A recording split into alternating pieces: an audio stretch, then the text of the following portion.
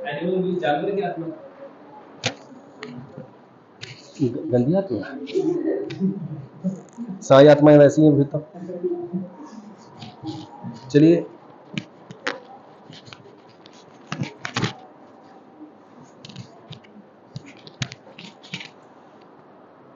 तो देखिए, इसमें हम समझते हैं पहले तो कि ये सोच क्या है, ये थिंकिंग क्या है। थिंकिंग ऑफ स्पेंडिंग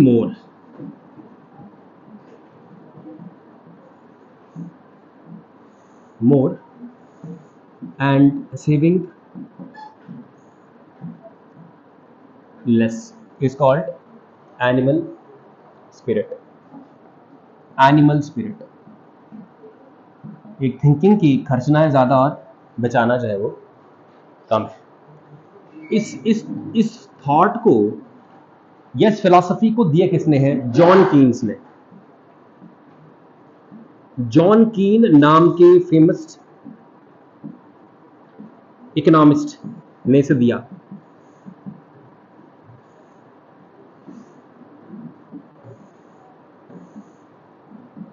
आपको मैं सीधी भाषा में कह दूं कि इकोनॉमिक्स में भगवान मानते हैं जॉन कीन्स को।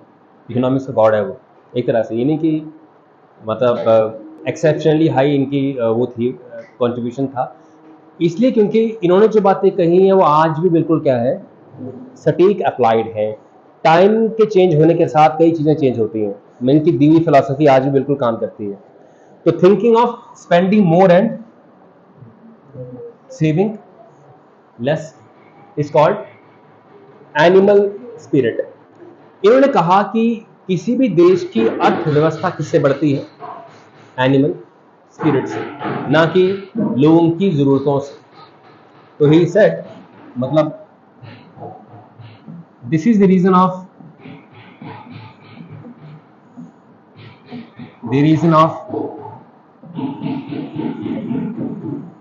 Economic growth. आर्थिक तरक्की का ये कारण होता है।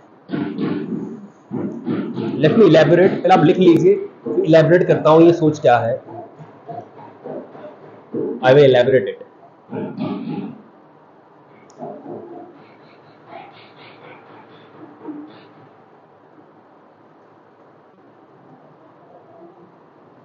अच्छा, जैसे कि मैं आपसे कहूं, जीने के लिए क्या चाहिए आदमी को? सिर्फ एक घर, रोटी, कपड़ा और मकान जीने के लिए चाहिए।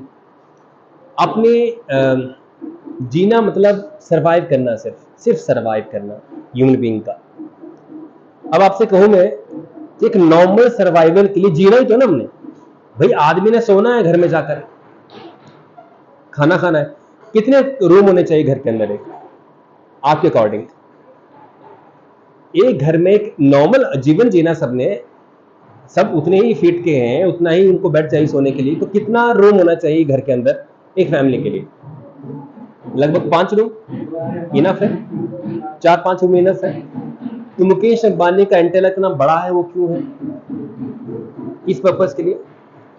कई बिजनेसमैन या उनके घर जो उनमें 50-50 रूम्स बने हुए हैं, या इवन यहाँ पे भी चंबा में बात करूं मैं, तो कईयों के मकान इतने बड़े हैं कि वो उन कमरों में जाते तक नहीं है, कभी कभार तो हफ्ता भर नहीं जाते। नहीं, किराए पे भी नहीं चढ़े हुए हैं। किराए पे चढ़ेंगे तो मीन्स वो तो अर्निंग के लिए खोल रहे हैं उसे, मगर एक होता है किसके लिए? बस रेपुटेशन के लिए कि बड़ा घर है, या कि नहीं है? सिमिलरली आपने ट्रेवल करना हो, यहां से वहां जाना हो, तो गाड़ी चाहिए होती है। अब गाड़ी इतनी जाती 4 लाख से लेकर 40 करोड़ तक, पर 4 लाख की गाड़ी में भी ट्रेवल होगा और 40 लाख में भी क्या है, ट्रेवल होगा। बट आप 40 लाख की ऑप्ट करते हैं, तो आप में स्पिरिट कौन सी है? एनिमल की स्पिरिट। क्योंकि आप नीड नहीं पूरी कर रहे हैं, आप अपनी डिजायर पूरी कर रहे हैं। और डिजायर मीन्स जब भी आप अपनी इच्छाओं के वश में हो जाते हैं और खुद पे कंट्रोल नहीं कर पाते, you become an animal. Simple सी बात है, राइट? अच्छा, ह्यूमन बीइंग भी एनिमल है, इसमें कोई शक नहीं है। एक संत जो होते हैं, महात्मा गांधी ने कहा था simple living and high thinking. तो अगर आपकी लिविंग सिंपल है तो ठीक है। सिंपल लिविंग में हम लोग या आप लोग सिर्फ अपनी जरूरतें पूरी करते हैं। जरूरतों में खाना खाना है सिंपल। अब जरूरतें हैं शरीर की खाना खाना, ना कि महंगा खाना खाना। खाने दो तरह के होते हैं, सस्ते और खाने। लंच करना हो तो 100 रुपए का भी लंच हो सकता है और 10,000 का लंच भी हो सकता है। अब जो 10,000 का लंच करता है उसकी स्पिरिट क्या है? वो जरूरत के लिए नहीं कर रहा अपने शरीर की, वो कर रहा है रेपुटेशन के लिए, या तरह से अपने अंदर का जो एक ईगो बना रखा है कि नहीं हम यहाँ नहीं खाना खा सकते, वहां खाना खाएंगे, इस क्लास दिखाने के लिए। ट्रू कि नहीं है? तो एनिमल स्पिरिट का मतलब ये हुआ कि आप अपनी जरूरतों के लिए खर्च ना कर कर एक्सेसिवली हाई खर्चा करना शुरू कर दे, बिना किसी मतलब के लिए, बिना किसी कारण के लिए। कई बार आप अमेजन पे, फ्लिपकार्ट पे शॉपिंग कर लेते हैं जो आपको चाहिए भी नहीं होता है, अननेसेसरी। क्यों किया पता ही नहीं चलता। जब शॉपिंग करके घर पहुंच जाता है ना, 2 दिन बाद आप उसे यूज नहीं करते हो। ये शॉपिंग आपने की किस बात के लिए? एनिमल स्पिरिट है ये जो आपको ड्राइव कर रही है। इज इट ट्रू और नॉट? आप लोगों के फोन में क्या ये अमेजन और फ्लिपकार्ट का ऐप है ना? जब भी बिग बिलियन डे आता है ना, तो क्लिक उस पर हो ही जाता है। और कई बार हम ऐसी चीजें मंगवा लेते हैं जो देखने में अट्रैक्टिव होती हैं एकदम से, और 4 दिन के बाद हम उसे यूज तक नहीं करते हैं, ऊपर ही रहते हैं ऐसे घर में। तो किस चीज ने हमें फोर्स किया वो खरीदने के लिए? एनिमल स्पिरिट में। तो एनिमल स्पिरिट कहती है कि एक ह्यूमन बीइंग स्पेंडिंग करना चाहेगा, सेविंग करना नहीं चाहेगा। और ये फितरत किस में है हमारे देश में? पंजाब के लोगों में। पंजाब के लोगों में कौन सी स्पिरिट है? Animal spirit. मतलब सेविंग से वो सोचते तक नहीं है कि सेविंग करनी होती है। वो आज को जीते हैं, घूमना फिरना, खाना पीना, ये सब चीजें, और खुले दिल के पंजाबी। मतलब वाह क्या बात है, खुले दिल के लोग है कि नहीं है? हिमाचल आओ, आप पाओगे हिमाचल के ज्यादातर लोग एक ही चीज के बारे में सोचते हैं, सेविंग। आज नहीं कल लेंगे इस चीज को, कल नहीं परसों लेंगे। सेविंग करते हैं, सेविंग करते हैं, सेविंग करते हैं, और सारे सेविंग करेंगे। डिमांड कहां से आएगी मार्केट के अंदर? सभी कर रहे हैं लोग, सेविंग कर रहे हैं। अगर खर्चे हम लोग नहीं करेंगे तो बाजार कहां बड़ा बनेगा, मार्केट बड़ी कैसे बनेगी? ट्रू कि नहीं है? तो हिमाचल के लोगों में ये प्रॉब्लम क्या है? प्रॉब्लम क्या है? उनमें एनिमल स्पिरिट नहीं है, वो बचाने के बारे में ज्यादा सोचते हैं। और इसके पीछे की रीजन ये भी है कि हिमाचल में इनकम सोर्सेस थोड़े से कम है, इनकम सोर्सेस थोड़े कम है। बट वही बात है कि पंजाब में इतने रिसोर्सेस कैसे बढ़ गए? एक तो उनकी लैंड ऐसी थी कि पहले से रोजगार उनके पास था, खेती थी। दूसरी बात में एनिमल स्पिरिट भी है। इसलिए आप पाएंगे कि बाजार जो मतलब पंजाब का है, काफी बड़ा बाजार, काफी बड़ी मार्केट्स है, और वहां सबकी दुकानें बड़ी ऐसे। आप पंजाब में कहीं पे भी, पठानकोट से लेके चले जाओ आप संगरूर तक, बठिंडा तक, आप जा पाएंगे उनमें जो भी मार्केट, छोटी मार्केट भी है ना, वहां भी खोखा भी है ना किसी बंदे का, वो भी आराम से अच्छी गाड़ी में घूमता है, अच्छी गाड़ी में आराम से घूमता है, छोटे खोखे वाला आदमी भी। रीजन क्या है? वहां के लोग स्पेंड बहुत ज्यादा करते हैं, बहुत खर्चा करते हैं, अननेसेसरी खर्चा करते हैं। जैसे मान लो पंजाब के लोग देख लीजिए, जैसे सुबह ब्रेकफास्ट की, चल पड़ते हैं नूडल्स ये खाने के लिए, परांठे, लंच करके यहाँ घूमना, ये करना वो करना, राइट। फिर शाम के 4 बजे टहलने। गेड़ी मारना कहाँ से शब्द आया है? पंजाब से ना। क्या करना तो उसका मतलब क्या है? बाइक गाड़ी लेना और कुछ खाने पीने चलना। Is it true not? Punjab के लोग शाम को गेड़ियां मारते हैं। ये क्या हुआ? एनिमल स्पिरिट है कि नहीं है? तो इसलिए एनिमल स्पिरिट क्या बोलती है कि खर्चा ज्यादा से ज्यादा करो, और खर्चा करो, जीडीपी और बढ़ेगी। कुछ प्रदेशों में ऐसा नहीं। जैसे आपको मैंने कहा था कि अगर आप यूपी और बिहार के गाने सुनेंगे, तो एक एग्जाम्पल था कि लून रोटी खाएंगे और झारखंड में बस जाएंगे, तो उनका जो स्पेंडिंग वो है वो कितना लो है। और पंजाब में गाने देखेंगे आप तो, तुझे दिला दूं बुर्ज खलीफा, ऐसे गाने हैं, लैम्बोर्गिनी दिला दे मैनू, लैम्बोर्गिनी, क्या कौन से गाने ऐसे आते हैं। तो दीज आर दी एग्जाम्पल्स जहां से शो होता है कि उनकी खर्चने की पावर क्या बहुत ज्यादा, वो ड्रीम में बहुत हैवी कर रहे हैं, बहुत हैवी ड्रीम कर रहे हैं। और ये रीजन है। Animal spirit means thinking of spending more and saving less is called animal spirit. किस पर्सन दिया इसे? जॉन कीन्स ने इसको, और कहा था कि किसी भी देश की अर्थव्यवस्था इस पर डिपेंड करेगी। Right. Now pent up demand की बात करेंगे। एनिमल स्पिरिट के बाद पेंट अप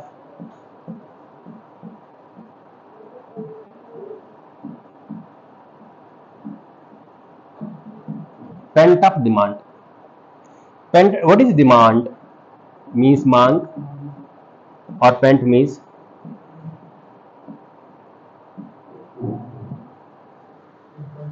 छुपी हुई मांग। पेंट अप डिमांड, जैसे पेंट अप अग्रेशन, क्या आपने शब्द सुना है? पेंट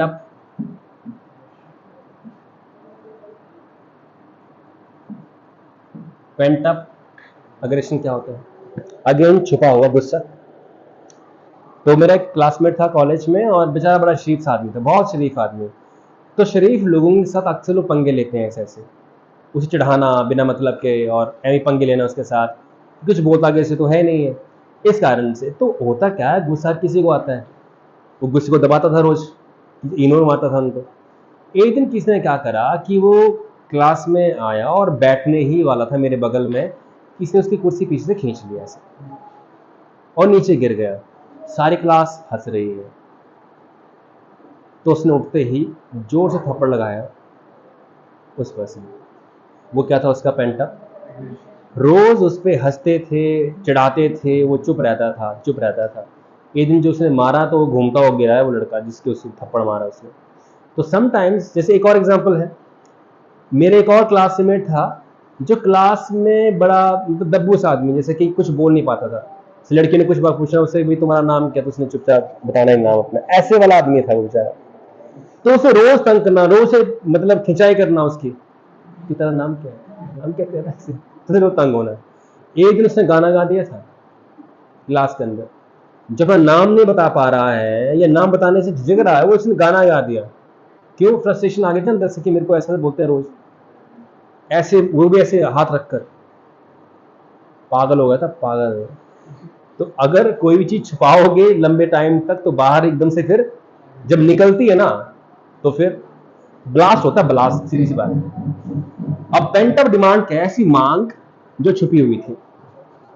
फॉर एग्जाम्पल कोरोना के केस में क्या हुआ, यूं तो हमें घूमने का मन नहीं करता, पर कोई बोले घूमने नहीं जाना है, फिर क्या होगा? जाना था, राइट? ऐसे नहीं जाना था, कोई रोके तो अब जाना था। तो यूं तो लोग घूमते नहीं थे ज्यादातर लोग, पर कोरोना में सरकार ने क्या बोला? घर पे रहो, नहीं तो मारेंगे तुम्हें पकड़ पकड़ के, सरकार ऐसा कह रही थी ना।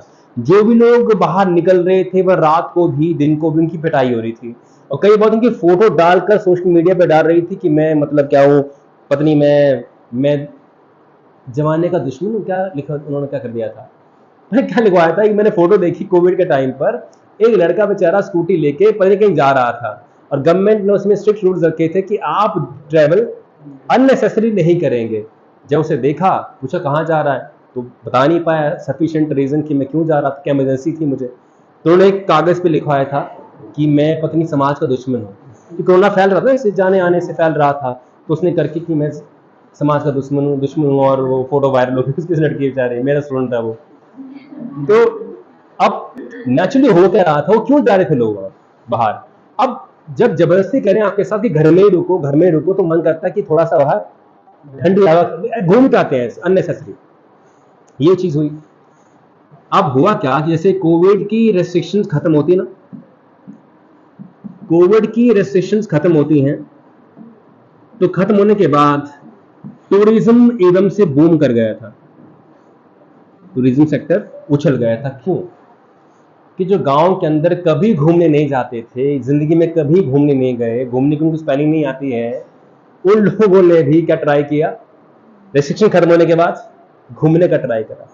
क्योंकि जब सरकार ने उनको जबरन किया कि आप घर में ही बैठो, तो बोर हो गए थे, जबकि उनको नहीं मालूम कि आप घर में ही बैठते थे। पर जब ये कहा कि घर में ही बैठना पड़ेगा, तो 4 महीने में वो बोर हो गए।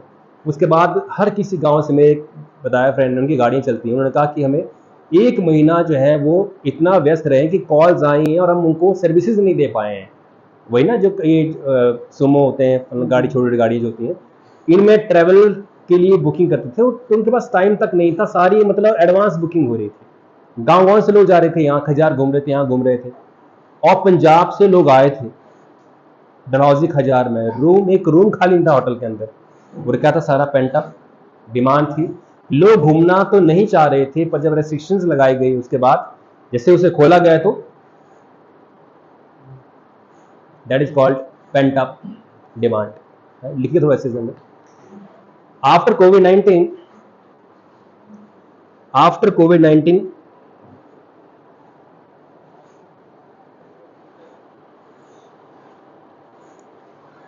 many people कोरोना के बाद काफी लोगों ने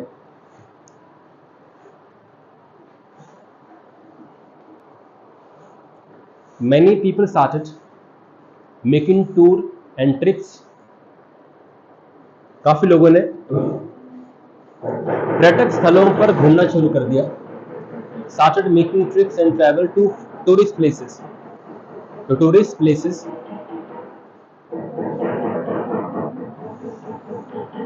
when government removes the restriction, जब सरकार ने बंदिशें खत्म कर दी थी, कॉमन लगा के जब सरकार ने बंदिशें खत्म कर दी थी, तो जब सरकार ने बंदिशें खत्म करी तो लोग पर्यटक स्थलों पर घूमने निकल पड़े थे जो कभी घूमने गए ही नहीं थे।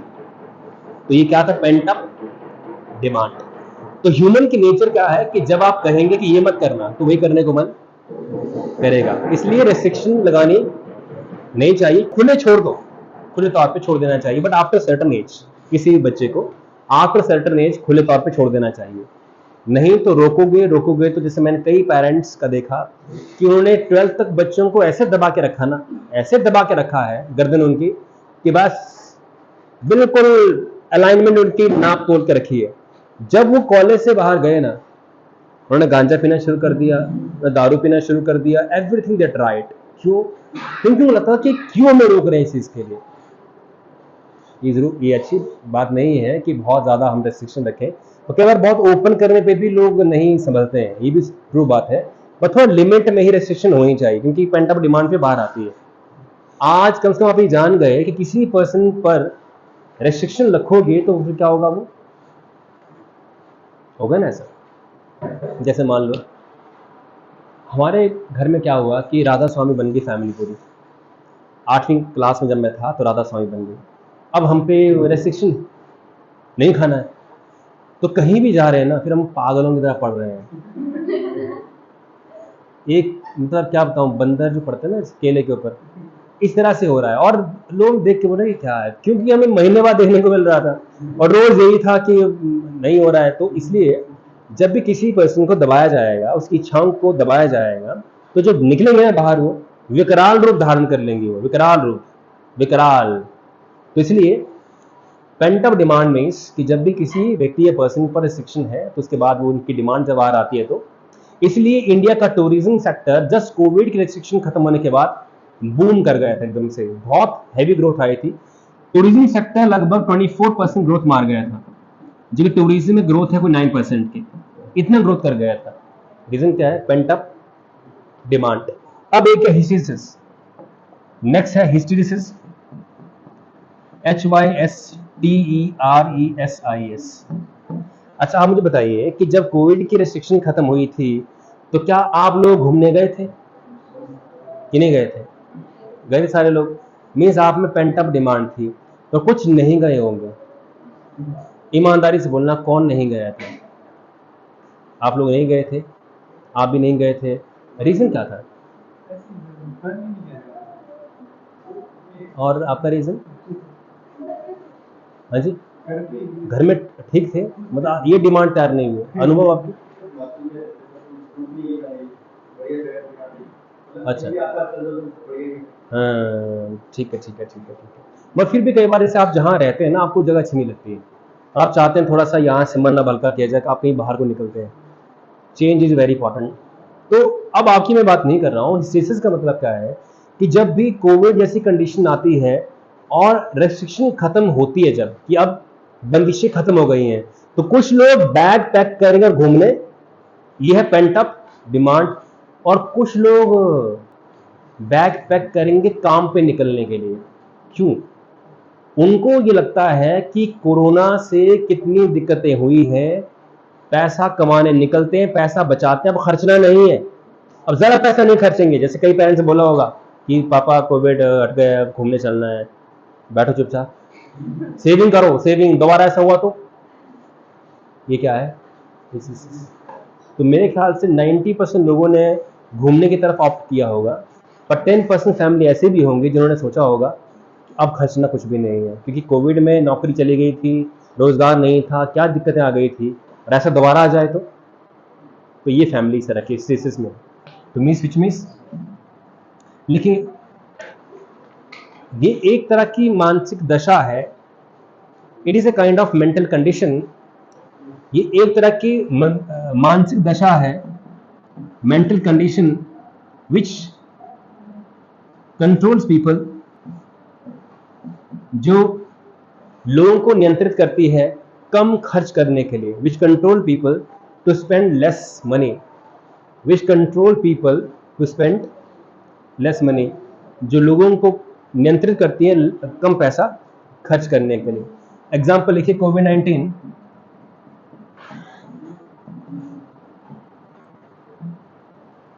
After the COVID restrictions were over, corona की बंदिशों के खत्म होने के बाद, after the COVID conditions were over, corona की बंदिशों के खत्म होने के बाद कुछ लोगों ने बचत की ओर ध्यान देना शुरू कर दिया था। Some people started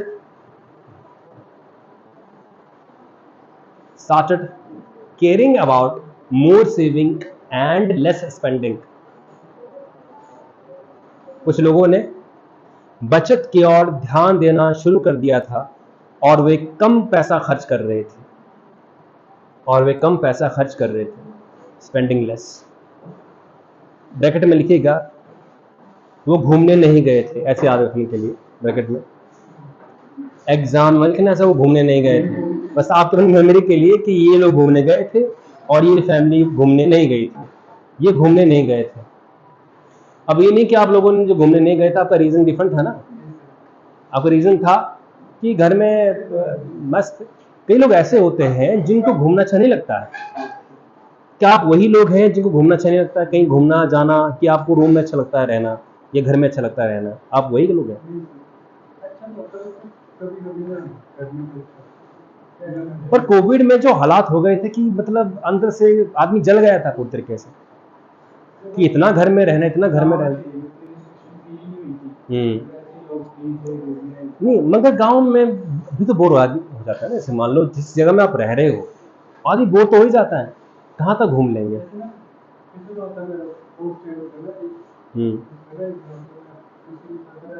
हाँ, अच्छा, ठीक है, ऑल द बेस्ट।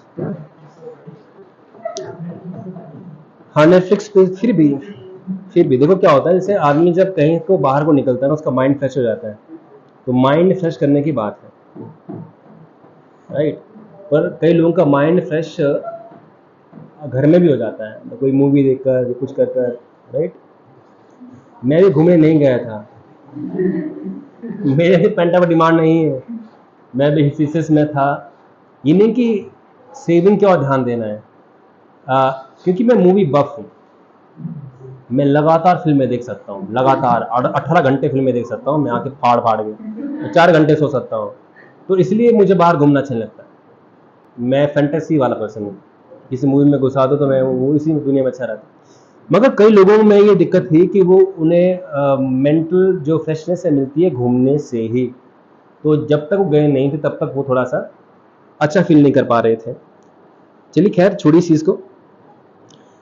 अब हम बात करेंगे कि इंडिया की जो जीडीपी का जो 5 ट्रिलियन का टारगेट है वो कैसे कैसे है। मोदी सरकार की बात करते हैं, कब से वो आई थी और आज 2023 में है वो, हम कहाँ पहुंचे हैं, हमारी स्थितियां क्या क्या हैं जीडीपी के अंदर। तो GDP data since Modi government, last topic है जीडीपी डेटा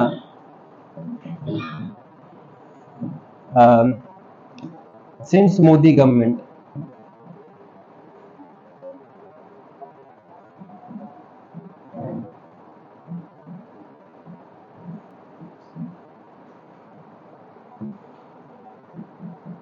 मोदी सरकार के आने के बाद क्या क्या बढ़ोतरी हुई है।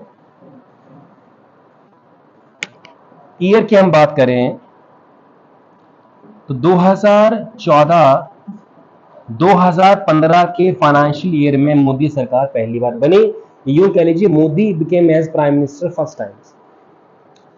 उस समय भारत की जीडीपी थी 1.85 ट्रिलियन डॉलर। तो मोदी ने बिगिनिंग यहां से की थी, आकर मोदी सरकार ने यहां से बिगिनिंग की। इसके बाद अगला डेटा है 2018-19 का, जब चुनाव का माहौल था दोबारा से। 5 साल सरकार रहती है, जानते हैं ना आप, केंद्र में। 18-19 में उनका डेटा था 2.70 ट्रिलियन डॉलर का। 2019 और 20 का डेटा है 2.90 ट्रिलियन डॉलर का। इसके बाद 2000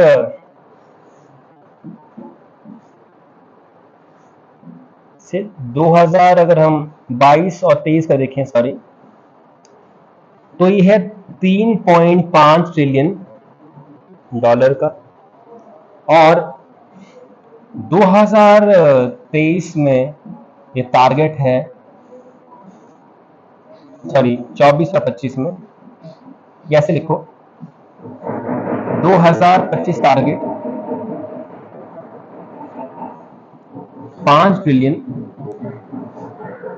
डॉलर का।